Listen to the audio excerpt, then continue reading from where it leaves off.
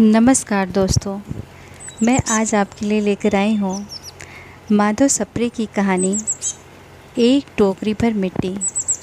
तो फिर शुरू करते हैं। एक टोकरी भर मिट्टी।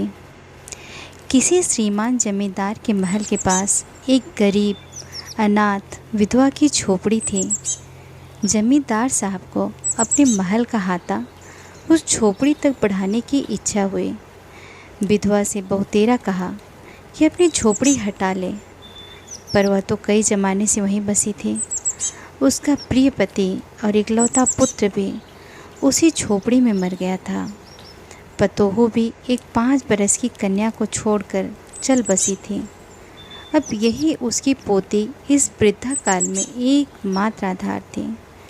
जब उसे अपनी पूर्व स्थिति की याद आ जाती तो मारे दुख के फूट फूट रोने लगती थी। और जब से उसने अपने श्रीमान पड़ोसी की इच्छा का हाल सुना, तब से वह मृतप्राय हो गई थी। उस झोपड़ी में उसका मन लग गया था कि बिना मरे वहाँ से वह निकलना नहीं चाहते थे। श्रीमान के सब प्रयत्न निष्फल हुए। तब वे अपनी जिम्मेदारी की चाल चलने लगे। बाल की खाल निकालने वाले वकीलों की थैली गरम कर उन्होंने अदालत से झोपड़ी पर अपना कब्जा करा लिया और विधवा को वहाँ से निकाल दिया। बेचारी अनाथ तो थी ही, पास पड़ोस में कहीं जाकर रहने लगे। एक दिन श्रीमान उस झोपड़ी के आसपास टहल रहे थे और लोगों को काम बतला रहे थे कि वह विधवा हाथ में एक टोकरी लेकर वहाँ पहुँची। श्रीमान ने उसको देखते ही अपने नौकरों से कहा कि उसे यहाँ से हटा दो, पर वह गिड़गिड़ा कर बोली, महाराज, अब तो यह झोपड़ी तुम्हारी ही हो गई है, मैं उसे लेने नहीं आई हूँ।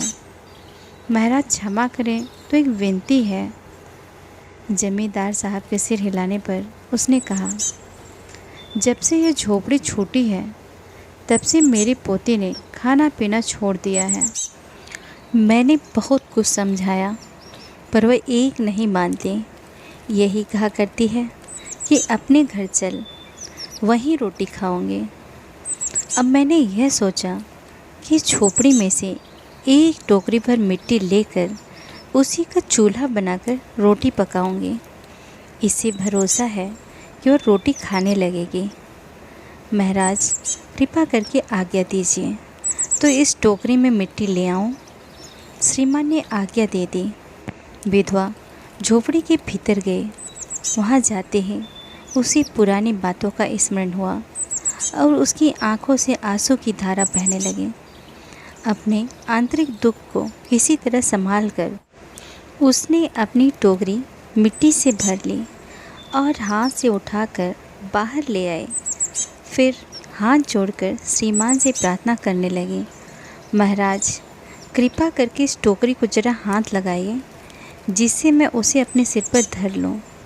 जमींदार साहब पहले तो बहुत नाराज़ हुए, पर जब वो बार बार हाथ जोड़ने लगे और पैरों पर गिरने लगी तो उनके मन में कुछ दया आ गई। किसी नौकर से न कहकर आप भी स्वयं टोकरी उठाने आगे बढ़े। ज्यों ही टोकरी को हाथ लगाकर ऊपर उठाने लगे, त्यों ही देखा यह काम उनकी शक्ति के बाहर है। फिर तो उन्होंने अपनी सब ताकत लगाकर टोकरी को उठाना चाहा, पर जिस स्थान पर टोकरी रखी थी वहाँ से वह एक हाथ भी ऊंची न हुई। वह लज्जित होकर कहने लगे, नहीं, ये टोकरी हमसे न उठाई जाएगी। यह सुनकर विधवा ने कहा, महाराज, नाराज़ न हो, आपसे एक टोकरी पर मिट्टी नहीं उठाई जाती और इस झोपड़ी में तो हजारों टोकरियाँ मिट्टी पड़ी हैं। उसका भार आप जन्म भर क्यों कर उठा सकेंगे? आप इस बात पर विचार कीजिए।